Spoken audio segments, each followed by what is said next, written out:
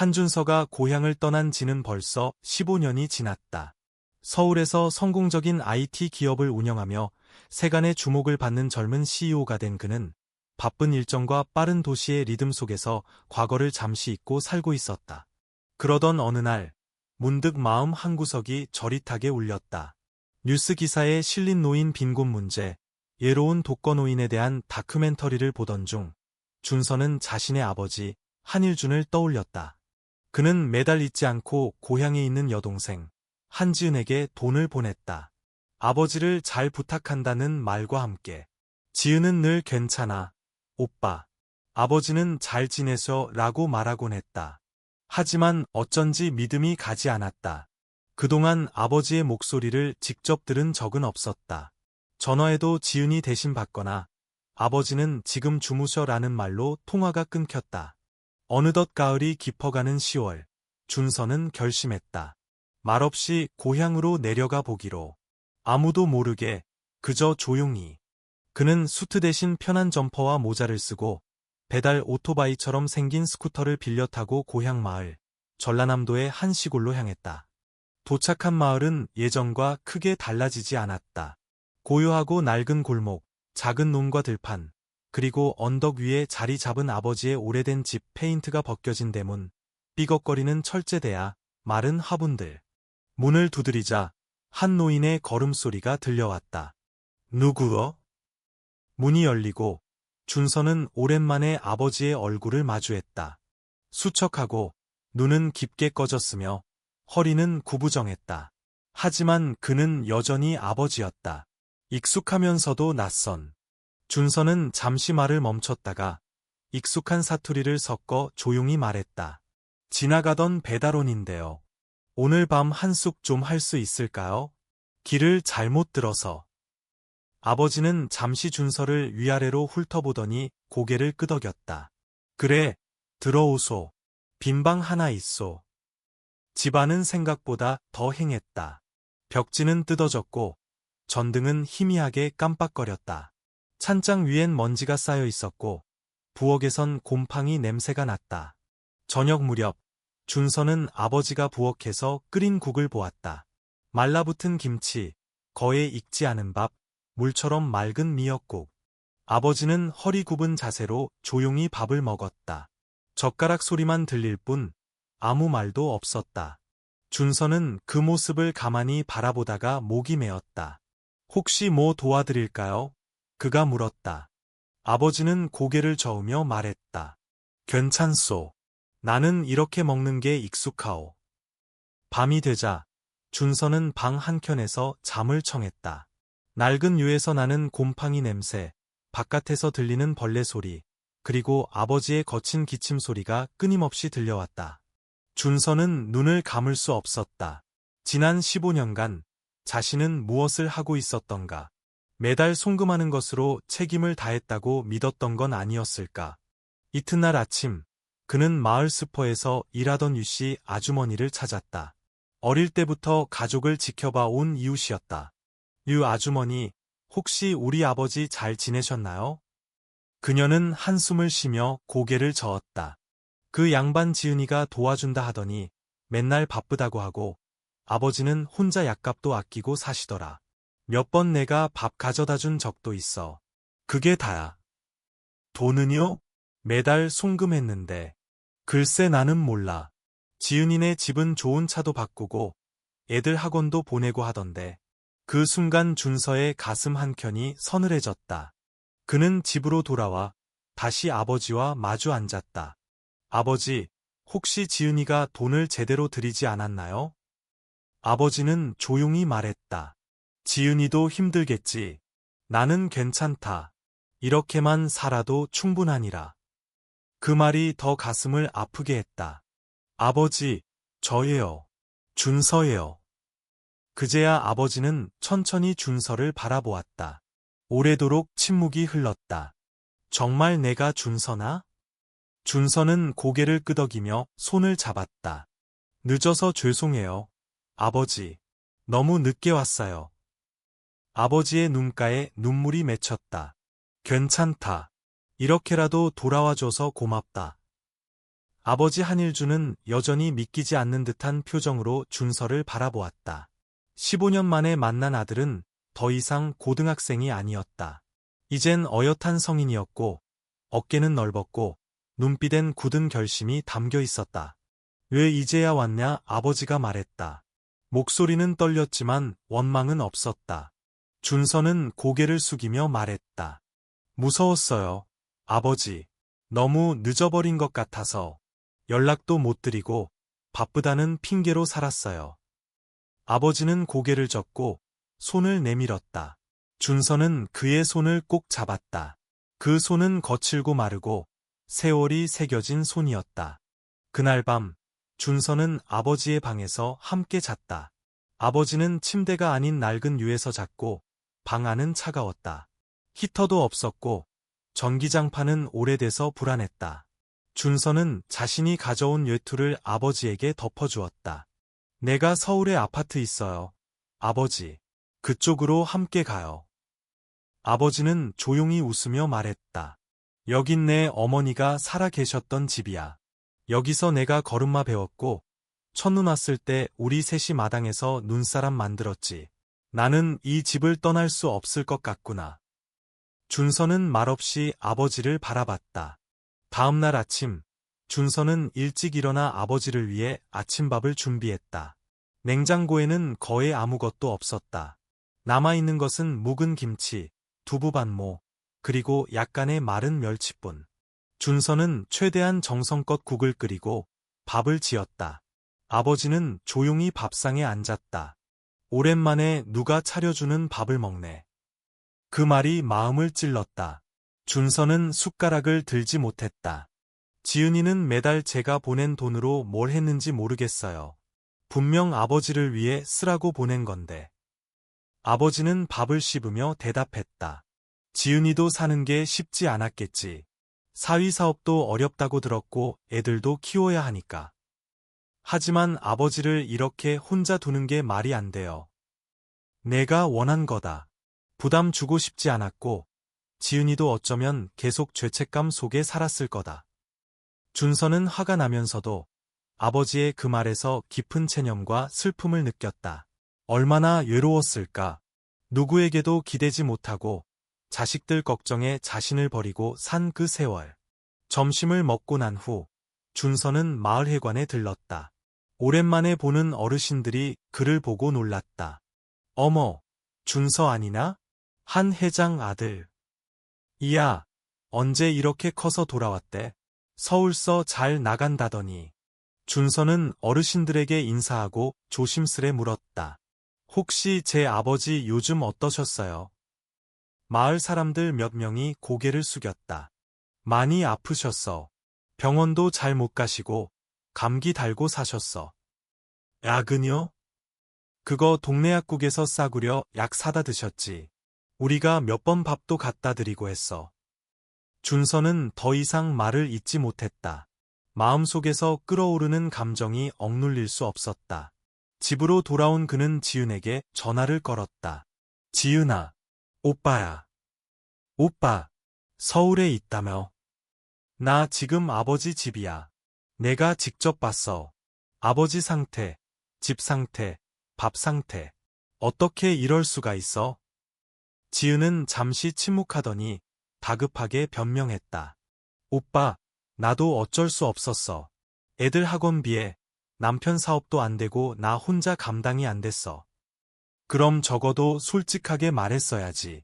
돈을 받아놓고 아버지를 이렇게 두는 건 도리가 아니잖아. 미안해 오빠. 정말 미안해. 지금 아버지는 아무 말도 안 하셔. 널 위해서. 하지만 난 그냥 못 넘기겠어.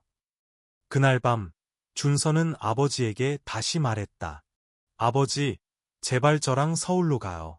따뜻한 집에서 같이 밥 먹고 병원도 정기적으로 다니면서 지내요. 아버지는 한참 동안 창밖을 바라보았다. 달빛이 희미하게 들어왔다. 너랑 같이 사는 것도 좋겠다. 나도 이젠 혼자 있는 게 무섭구나. 준서는 아버지의 손을 꼭 잡았다. 이제부터는 절대 혼자 두지 않을게요, 아버지. 그 손은 작고 약했지만 그 안에 담긴 믿음은 무거웠다. 며칠 뒤 준서는 아버지와 함께 서울로 향했다. 오래된 집 몇 개와 아버지의 소중한 물건들만 간단히 챙겼다. 낡은 사진 앨범, 손때 묻은 성경책, 그리고 어머니가 살아계실 때 쓰던 낡은 찻잔 하나. 기차 안, 아버지는 창밖을 오래 바라보았다. 논밭이 줄어들고 고층 건물이 하나둘 보이기 시작하자 그는 한숨처럼 말하였다. 예전엔 기차 타고 서울 가는 게 꿈이었는데 지금은 좀 무섭다. 준서는 아버지의 손등을 살짝 눌렀다. 제가 옆에 있잖아요. 이제 어디든 함께 가요. 서울역에 도착하자 사람들의 발걸음은 빠르고 바빴다. 아버지는 잠시 멈춰서 주변을 둘러보았다. 사람은 많지만 말소리는 없구나. 다들 혼자 걷고 있어. 도시는 원래 그래요. 혼자 살아가는 법을 먼저 배우는 곳이죠. 준서는 아버지를 데리고 자신이 사는 아파트로 향했다. 넓고 깔끔한 거실, 따뜻한 조명, 편안한 소파, 그리고 아버지를 위해 준비한 작은 방. 방 안에는 침대와 책상이 놓여 있었고 창문 밖으로는 가을 하늘이 드넓게 펼쳐져 있었다. 여기가 아버지 방이에요. 햇볕 잘 들고 조용한 곳이에요. 아버지는 방 안을 둘러보며 조용히 고개를 끄덕였다. 마치 새로운 세상에 발을 들인 듯한 표정이었다. 그날 저녁, 준서는 직접 요리를 했다. 된장찌개, 계란말이, 그리고 고등어구이. 단출하지만 정성 가득한 밥상이었다. 아버지는 조용히 숟가락을 들었다. 국을 한 입 떠서 입에 넣고 밥을 천천히 씹었다. 그 표정엔 놀라움보다는 안도감이 있었다. 따뜻하구나, 밥이 따뜻해. 준서는 그 말을 듣고 가슴이 저릿했다. 따뜻한 밥 한 끼를 이렇게 소중하게 느껴야만 했던 아버지의 지난 세월이 고스란히 느껴졌기 때문이었다. 식사가 끝난 뒤 두 사람은 함께 거실에서 TV를 보았다. 뉴스에서는 고령화 사회의 문제를 다루고 있었고 독거노인들의 고충이 나오고 있었다.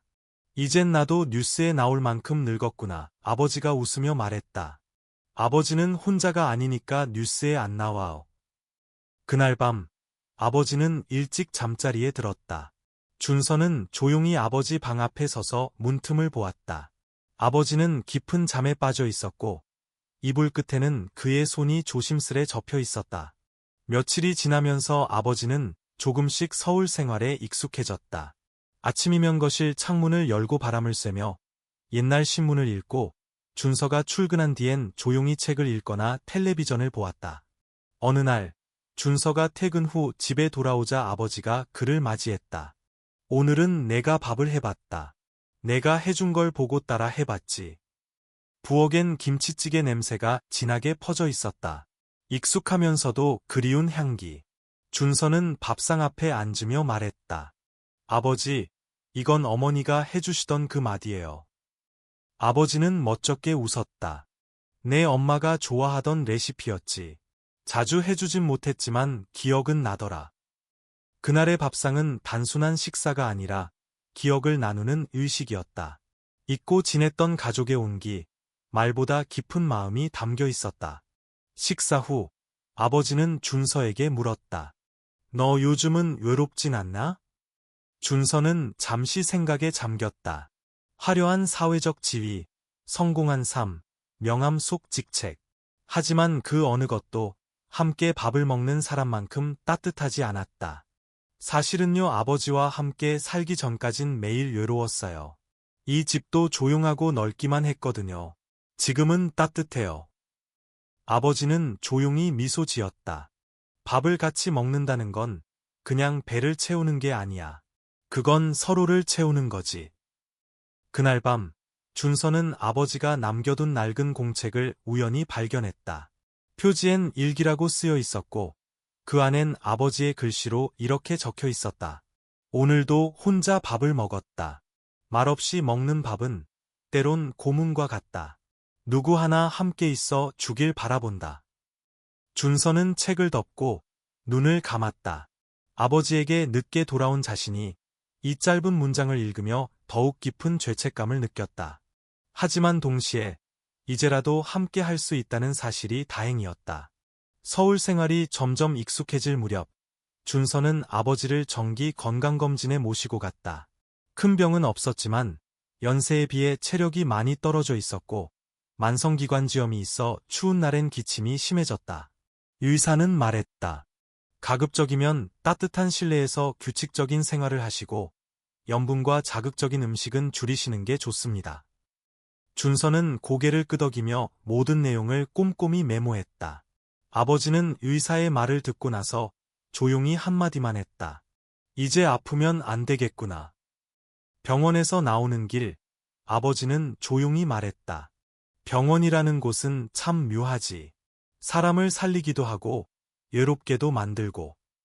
준서는 대답 대신 아버지의 팔을 잡고 걸음을 맞췄다. 그 한 걸음에 담긴 속도는 아버지를 향한 배려였다. 그날 밤 아버지는 작은 노트를 꺼내더니 조용히 글을 쓰기 시작했다.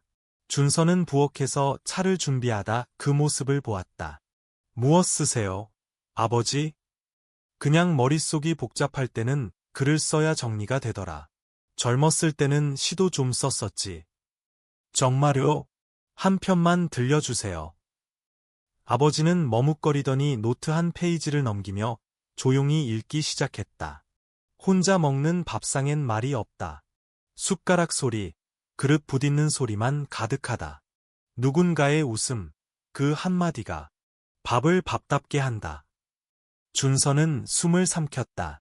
짧은 시였지만 그 안엔 외로움이, 그리움이, 그리고 소망이 담겨 있었다. 이런 글은 세상에 꼭 알려야 해요. 아버지는 고개를 저었다. 이건 그냥 내 안의 소리야. 들려줄 사람도 없고. 준서는 말없이 앉아 그 노트를 바라보았다. 그 안에 적힌 문장들은 아버지가 세월 속에서 말하지 못한 감정의 흔적이었다. 며칠 후, 준서는 여동생 지은에게 전화를 걸었다. 지은아, 오빠야. 아버지 지금 우리 집에 계셔. 건강검진도 받았고 같이 지내고 있어. 그래, 다행이다. 지금이라도 와서 뵐래? 지은은 한참을 망설였다. 얼굴 볼 면목이 없어서 오빠, 나 정말 미안해.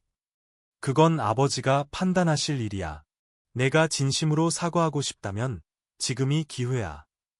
며칠 후, 지은은 아이들과 함께 조심스럽게 서울 집을 찾았다. 문을 열고 들어선 지은은 문 앞에 서서 고개를 숙였다. 아버지 죄송해요. 정말 죄송해요. 거실에 앉아있던 아버지는 잠시 아무 말 없이 지은을 바라보았다. 그리고는 천천히 자리에서 일어나 딸에게 다가갔다. 지은아, 나는 괜찮다. 내가 힘들었던 거 모르는 거 아니다. 다만 이렇게 다시 찾아와줘서 고맙다.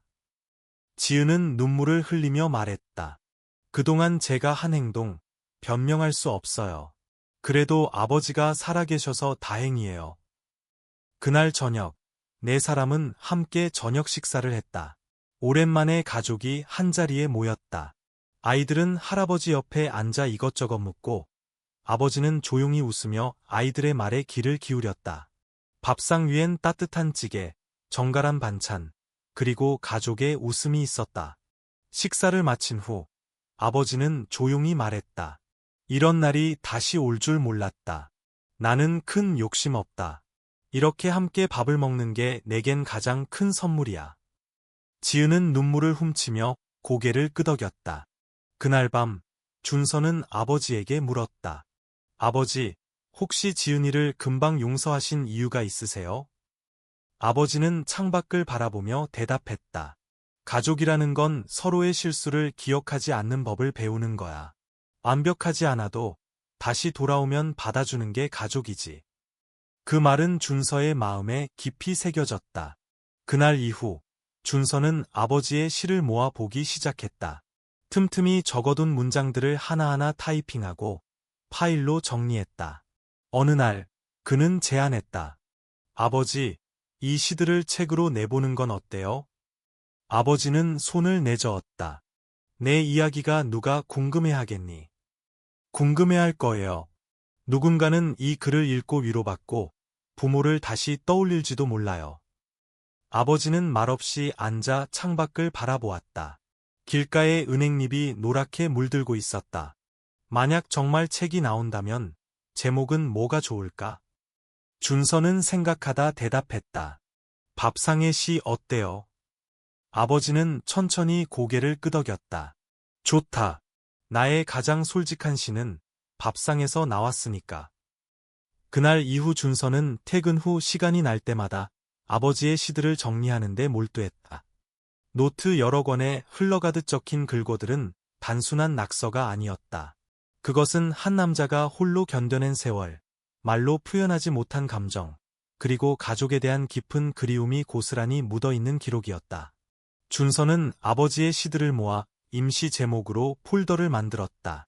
밥상 위의 시, 아버지의 노래, 혼잣말, 여러 가지 제목이 오갔지만 결국 아버지가 처음 제안했던 이름으로 정리하기로 했다. 밥상의 시.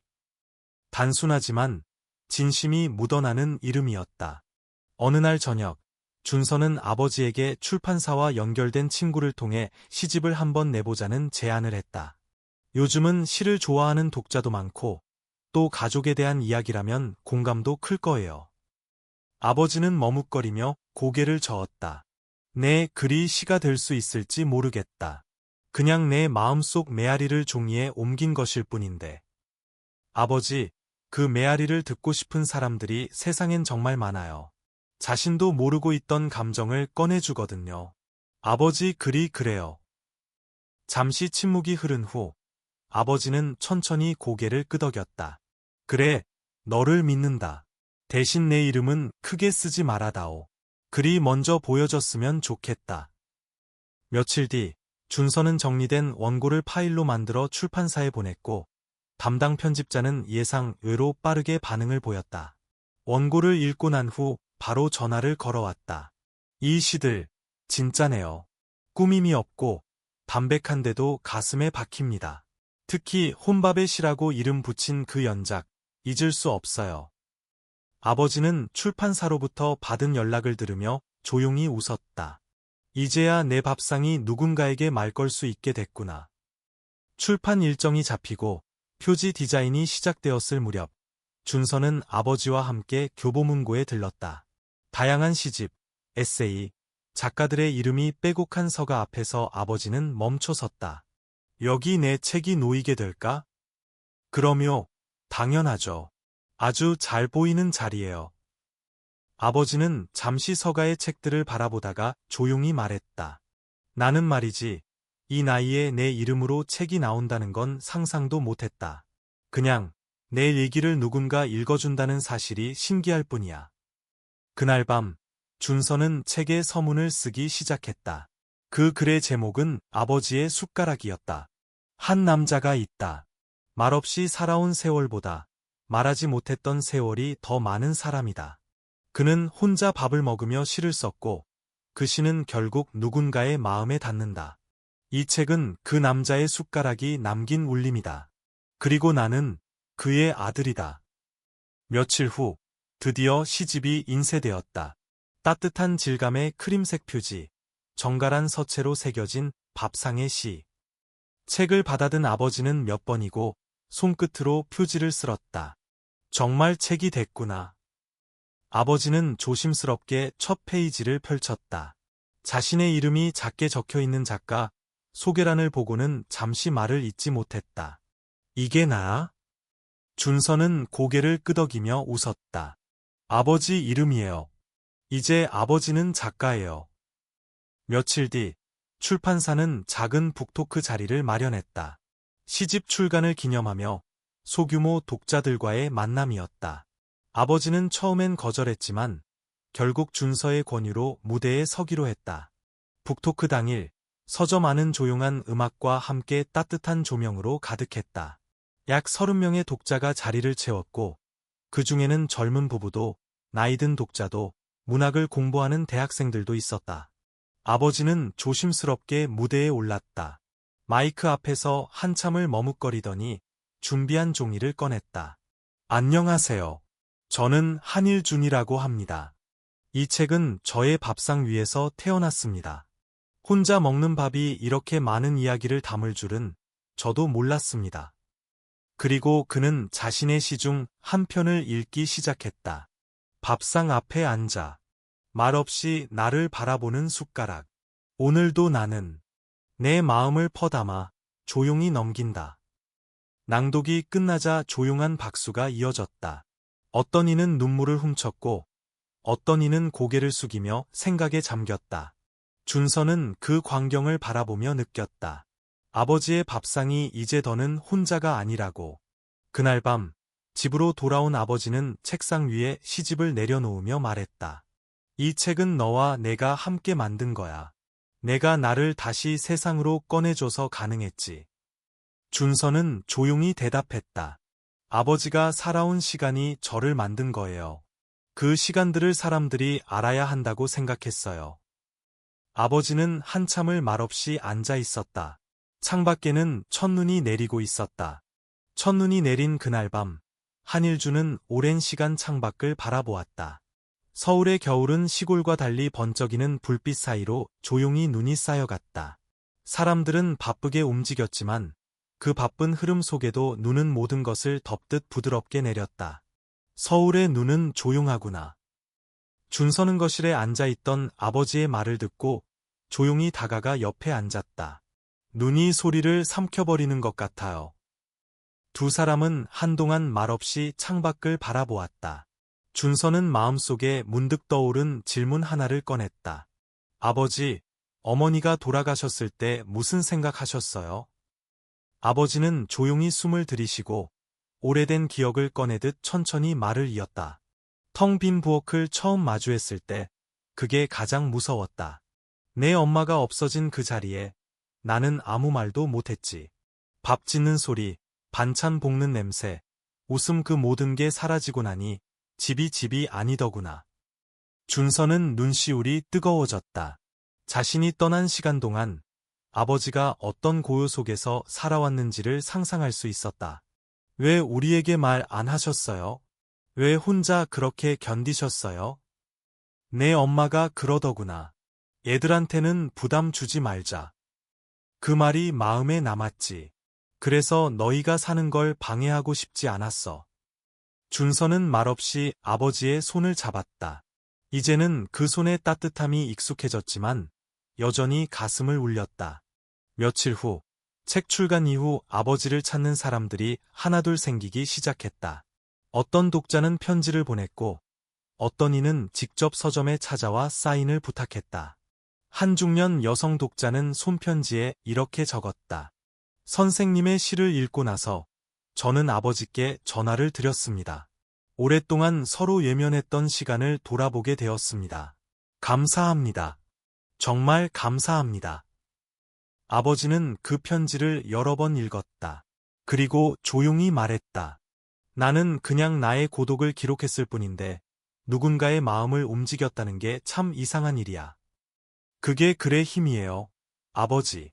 진심은 결국 닿게 되어 있어요. 출판사에서는 시집의 반응이 좋다는 소식을 전하며 다음 작품에 대한 제안도 했다. 아버지는 망설이다가 조용히 말했다. 내가 다시 쓸 수 있을까 싶기도 하다. 지난 시들은 내 외로움이 쓴 거니까. 이제는 외롭지 않은데 시가 나올까? 준서는 웃으며 대답했다. 이번엔 함께하는 따뜻함을 쓰면 되죠. 사람들이 그것도 기다리고 있을 거예요. 그날부터 아버지는 매일 아침 커피 한 잔과 함께 새로운 글을 쓰기 시작했다. 이젠 시가 아닌 짧은 에세이였다. 자식에게 전하는 이야기, 젊은 세대에게 주고 싶은 조언, 혼자 살아가는 사람들에게 건네는 말들. 그 글들은 예전의 시와는 또 다른 온기를 품고 있었다. 어느 날 아버지는 준서에게 이렇게 물었다. 너는 왜 그렇게 일을 열심히 했니? 그렇게까지 성공해야 했던 이유가 있었니? 준서는 그 질문을 듣고 잠시 말이 막혔다. 그리고 조심스럽게 대답했다. 도망치고 싶었어요. 어머니가 돌아가시고 아버지와 점점 멀어지는 게 무서웠어요. 그래서 일에 빠졌죠. 인정받고 싶기도 했고요. 아버지는 고개를 끄덕였다. 그래, 나도 비슷했지. 어릴 적 내 아버지와도 그랬어. 결국 나도 너희한테 같은 걸 반복한 거야. 하지만 이제는 달라졌어요. 아버지, 우리 둘 다 그 굴레에서 빠져나왔잖아요. 아버지는 웃으며 말했다. 그렇지. 이제는 밥도 같이 먹고, 말도 같이 하고, 글도 같이 쓰니까. 그날 저녁, 준서는 아버지와 함께 오래된 사진 앨범을 펼쳤다. 어릴 적 가족여행, 생일 파티, 눈 오는 날 찍은 사진들. 그 속에는 이제는 돌아갈 수 없는 시간이 담겨 있었다. 하지만 그 시간들은 다시 살아나듯 따뜻하게 다가왔다. 이 사진, 내 엄마가 찍었지. 너희가 뛰놀던 걸 보고 얼마나 웃으시던지. 준서는 그 사진을 가만히 바라보았다. 그리고 결심했다. 아버지의 시와 에세이를 엮어 더 많은 사람들과 나누자고. 그것은 단지 한 권의 책이 아니라 한 가정의 회복이었고, 수많은 고독한 사람들에게 건넬 수 있는 작은 등불이었다. 겨울이 깊어지면서 아버지의 일상에도 변화가 생겼다. 매일 아침 준서가 출근한 뒤 아버지는 책상에 앉아 차를 한 잔 따르고 글을 쓰는 시간을 가졌다. 이제 그는 단지 자신을 위한 글이 아니라 누군가에게 건네는 말을 쓰고 있었다. 그의 두 번째 책은 시가 아닌 에세이였다. 제목은 단순하게, 그러나 담백하게 정했다. 따뜻한 밥, 조용한 말. 편집자는 아버지의 글에 대해 이렇게 평했다. 말이 많지 않아서 더 깊이 들어옵니다. 어떤 문장은 그냥 스쳐가는 듯하지만 그 뒤에 오래 머무는 울림이 있어요. 책은 출간 전부터 사전 주문이 들어왔고, 북카페 몇 곳에서는 아버지를 초청해 낭독회를 열고 싶다는 요청이 이어졌다. 아버지는 조용히 웃으며 말했다. 내가 낭독회를 다니는 날이 올 줄은 몰랐네. 준서는 기쁘면서도 걱정스러웠다. 아버지의 건강은 나아지고 있었지만 긴 이동이나 장시간 말하는 것이 부담이 될 수도 있었다. 무리하지 마세요. 아버지. 원하시는 만큼만 하세요. 아버지는 고개를 끄덕이며 대답했다. 나는 내 자리가 어디인지 알아. 말이 통하고 마음이 오가는 그 자리에만 앉으면 돼. 첫 번째 낭독회는 작은 북카페에서 열렸다. 그곳에는 20여 명의 독자들이 모여 있었다. 아버지는 단정한 셔츠에 스웨터를 입고 무대에 올랐다. 처음엔 긴장한 듯했지만 첫 문장을 꺼내는 순간 그의 목소리는 놀랍도록 단단했다. 나는 한 번도 작가가 되고 싶다고 생각한 적이 없었습니다. 그저 혼잣말을 종이에 적었을 뿐이었고 그 정막이 나를 살려주었습니다. 그 정막을 누군가가 함께 들어주기 시작하자 나는 조금씩 치유되기 시작했습니다. 그의 낭독이 끝나자 객석에서는 조용한 박수와 함께 고요한 감정이 퍼져나갔다. 한 중년 남성 독자가 손을 들고 말했다. 선생님의 글을 읽고 처음으로 아버지에게 보고 싶다는 말을 했습니다. 그 한마디가 왜 그리 어려웠는지 모르겠습니다. 고맙습니다. 아버지는 조용히 고개를 숙였다. 고맙습니다.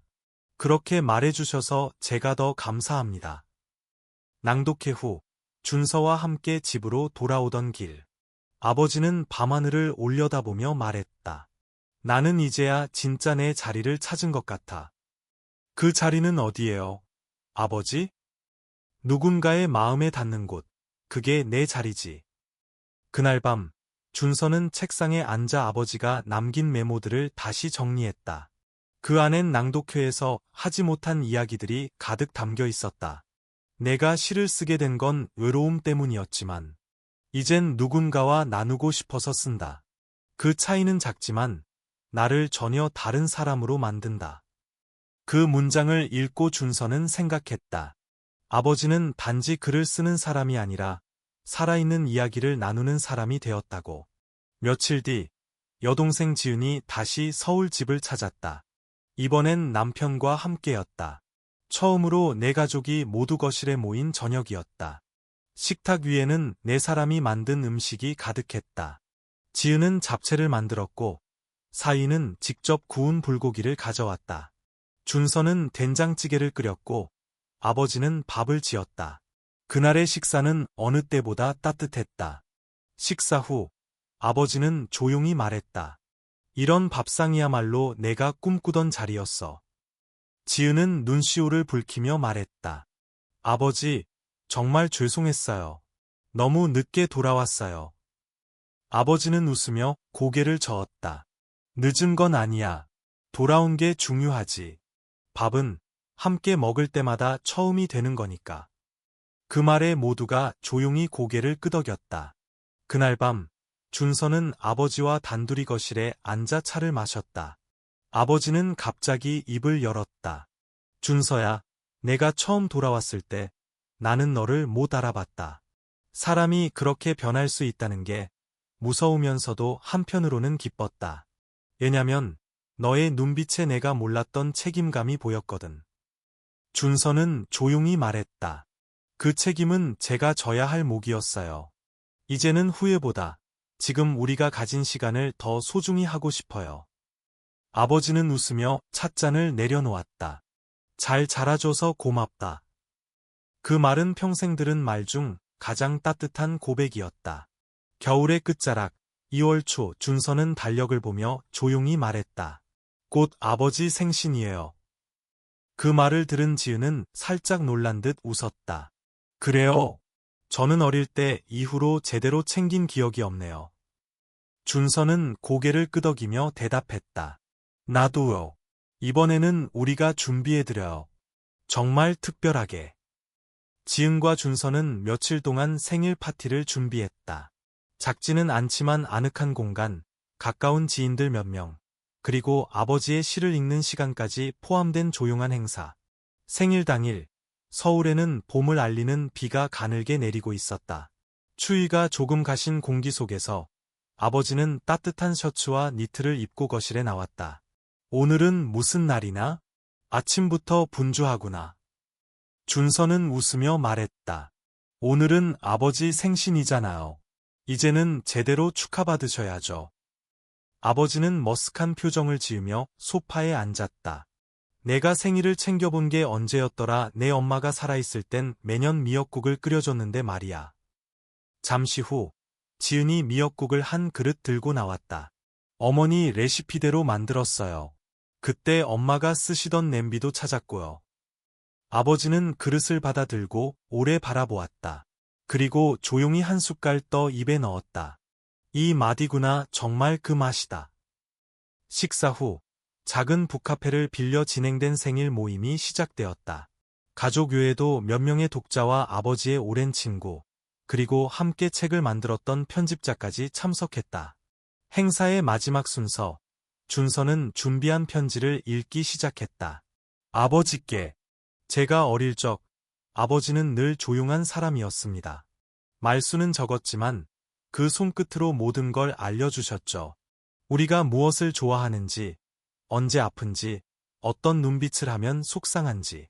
하지만 어느 순간 저는 아버지와 멀어졌고 그 사이에 많은 시간이 흘렀습니다. 이제서야 깨달았습니다. 아버지는 늘 같은 자리에 계셨다는 걸.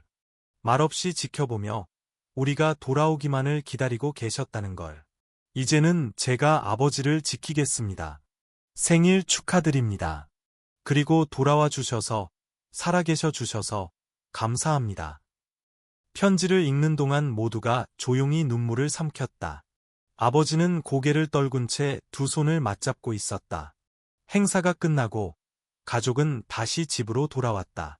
그날 밤 아버지는 준서에게 작은 봉투 하나를 건넸다. 이건 내 생일 선물이 아니라 내게 주고 싶은 선물이야. 봉투 안에는 손으로 쓴 시 한 편이 들어 있었다. 제목은 함께 먹는 밥. 함께 먹는 밥에는 말이 들어 있다. 어떻게 지냈니? 오늘은 어땠니? 그 짧은 문장들이 밥보다 더 마음을 채운다. 혼자 먹는 밥에는 생각이 남는다. 말하지 못한 후회들, 미루어진 안부들. 하지만 이제 나는 안다. 그 밥상에 너희가 다시 앉아 있다는 걸. 준서는 그 시를 몇 번이고 되읽었다.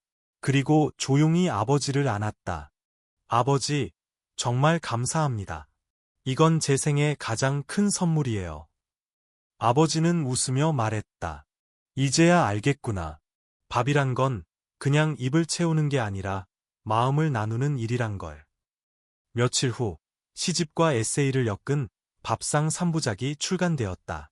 출판사는 이 시리즈를 세대의 마음을 잇는 책이라 소개했고 독자들의 반응은 더욱 뜨거워졌다.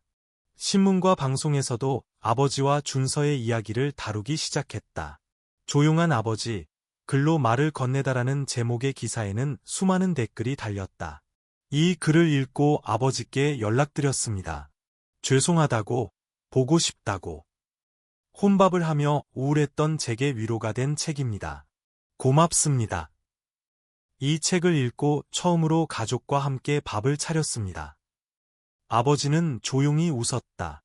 나는 그냥 내가 지나온 길을 말했을 뿐인데 많은 이들이 그 길 위에 있었나 보다. 준서는 대답했다. 아버지의 글은 누구나 마음속에 숨겨둔 이야기예요. 그래서 이렇게 울림이 큰 거예요. 봄이 다가오는 어느 날, 아버지는 정원에 작은 화분을 꺼내 놓았다. 이건 너 어릴 때 심었던 벚꽃 묘목이야. 엄마가 챙기시던 거였지. 아직 살아 있었어요? 응, 내가 매년 겨울이면 마당에서 분갈이 해줬지. 올해는 여기서 꽃을 피워보자. 준서는 그 화분을 조심스럽게 들여다보았다. 메마른 듯 보이던 가지 끝에서 작은 연두빛이 올라오고 있었다. 이 꽃, 꼭 피울게요. 우리 봄을 같이 보자고요. 아버지는 고개를 끄덕이며 말했다. 그래, 이번 봄은 혼자 맞는 봄이 아니니까. 봄이 다가오자 아버지의 얼굴에도 변화가 생겼다. 예전보다 얼굴빛이 밝아졌고 말수가 조금 더 늘었다. 식물처럼 조용히 웃는 일이 많아졌다. 이젠 하루가 짧게 느껴진다. 아침에 글을 쓰고 오후엔 너희랑 차를 마시고 저녁엔 가족과 밥을 먹는다. 그게 다인데도 하루가 꽉 찬 느낌이야. 준서는 그 말을 들으며 마음이 따뜻해졌다. 오래도록 아버지에게서 듣지 못했던 말들이었다. 아무것도 대단한 일이 없는데도 아버지는 행복을 느끼고 있었다. 그리고 어느 날 출판사에서 새로운 제안을 해왔다. 이번에는 아버지와 아들의 공동 에세이로 책을 만들어 보는 건 어떨까요? 두 세대가 바라본 가족, 삶, 그리고 밥상이라는 주제를요. 처음엔 준서도 망설였다. 제가 글을 잘 쓰는 것도 아니고 아버지처럼 깊은 말은 못해요. 하지만 아버지는 미소를 지으며 말했다. 너는 내 방식으로 충분히 말하고 있어. 같이 써보자. 같은 밥상을 바라보는 서로 다른 시선이 누군가에겐 꼭 필요할지도 몰라. 그렇게 두 사람은 함께 쓰는 글을 시작했다. 아버지는 여전히 손글씨로 원고를 썼고 준서는 노트북 앞에 앉아 조심스럽게 키보드를 눌렀다. 한 페이지, 한 문장. 각자의 언어로 같은 기억을 담아내는 작업이었다. 준서는 어릴 적 기억을 꺼냈다. 초등학교 3학년 겨울, 나는 아버지가 차려준 라면을 처음으로 맛있다고 느꼈다. 그전까지는 엄마가 해준 음식만이 따뜻하다고 생각했다. 하지만 그날, 눈 오는 날 아버지가 묵묵히 끓여주신 라면 한 그릇. 그건 지금까지도 내 인생에서 가장 따뜻한 한 끼다. 아버지는 그 기억을 보고 웃으며 말했다. 그날 내가 조용히 국물까지 다 먹는 걸 보고 얼마나 놀랐는지 몰라. 나는 늘 내 엄마만 요리를 잘한다고 생각했는데 그날 처음으로 나도 누군가에게 따뜻한 사람이 될 수 있구나 하고 생각했지. 글은 서로의 기억을 마주보는 창이 되었다. 그리고 점점 두 사람의 언어는 자연스럽게 이어지기 시작했다. 책 제목은 많은 고민 끝에 정했다. 그날의 밥상, 오늘의 시선. 이 책은 두 세대의 대화이자 과거와 현재를 잇는 기록이었다. 출판사는 이 책을 특별한 가족 프로젝트로 소개했고 반응은 놀라웠다. 부모님과 함께 이 책을 읽었습니다. 페이지를 넘기며 서로의 시선을 이해하게 되었어요. 아버지와 말이 통하지 않던 저에게 이 책은 달이었습니다.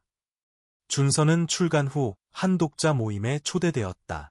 그 자리는 평범한 독자들뿐 아니라 중년의 부모와 20대 자녀들이 함께하는 낭독회였다. 그날의 마지막 질문은 한 청년 독자가 했다. 두 분은 서로에게 어떤 존재인가요? 아버지는 잠시 침묵하다가 대답했다. 나는 아들의 빈자리를 오랫동안 기다렸습니다. 하지만 이제는 그 자리를 함께 걷는 사람이 되었습니다. 기다림이 끝나면 함께 걸어야 합니다. 준서도 대답했다. 저에게 아버지는 과거의 기억이 아니라 지금 제 곁에 있는 사람입니다. 말없이 내 삶을 지켜보며 내가 다시 돌아올 수 있게 해준 사람. 그날의 낭독회가 끝나고 준서는 아버지와 함께 늦은 저녁을 먹었다. 작은 식당에 된장찌개와 밥 한 공기. 별다른 메뉴는 없었지만 서로 마주 앉은 자리에서 흐르는 공기는 따뜻했다. 식사를 마친 후 아버지는 조용히 말했다. 나는 너랑 같이 걷는 지금이 참 좋다. 이제야 진짜 아버지가 된 것 같다. 준서는 웃으며 말했다. 저도 지금이 좋아요. 이제는 아버지를 이해하고 함께 살아가는 느낌이에요. 집으로 돌아오는 길, 거리는 봄비로 촉촉하게 젖어 있었다. 가로등 불빛에 비친 아버지의 그림자가 준서 옆에 길게 늘어졌다.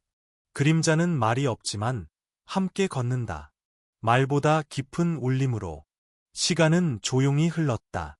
봄은 어느새 초여름으로 이어졌고 작은 화분에 심긴 벚나무는 연한 분홍빛 꽃을 피워냈다. 아버지는 매일 아침 그 화분을 바라보며 커피를 마셨다. 가끔은 글을 쓰기도 했고 가끔은 아무 말 없이 앉아 있기만 했다. 준서는 그런 아버지를 멀찍이서 지켜보며 마음속으로 생각했다.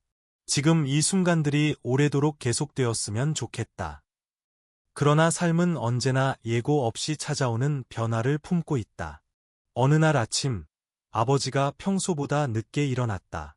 조심스럽게 방에 들어가 보니 아버지는 조용히 누워 있었고 숨소리가 평소보다 얕았다. 병원에 급히 이송한 뒤 의사는 조용히 설명했다. 심장에 문제가 있었습니다. 다행히 위기는 넘겼지만 이제부터는 절대 무리하시면 안 됩니다. 아버지는 병실 침대에 누워 창밖을 바라보며 말했다. 이젠 내 몸이 내 마음을 따라주지 않나 보구나. 준서는 아버지의 손을 꼭 잡았다. 괜찮아요, 아버지. 지금까지 너무 잘 해오셨어요. 이젠 조금 쉬셔도 돼요. 병원에서 며칠 동안의 회복기를 거쳐 아버지는 다시 집으로 돌아왔다. 예전처럼 활기차진 않았지만 여전히 책상에 앉아 조용히 글을 쓰곤 했다. 그러던 어느 날 아버지는 준서를 불렀다. 준서야, 혹시 내가 이 글을 읽어줄 수 있겠니? 내가 쓰다만 글인데 마무리를 내가 함께 해줬으면 좋겠다. 그 글은 제목이 붙지 않은 짧은 산문이었다. 나는 긴 시간을 혼자 걸었다. 그 길 위에서 밥을 먹고 생각을 씹고 후회를 삼켰다. 그러다 문득 누군가가 내 옆에 앉아 있다는 걸 알았다. 그 사람은 내 아들이었고 나의 길 위로 발을 디뎠다.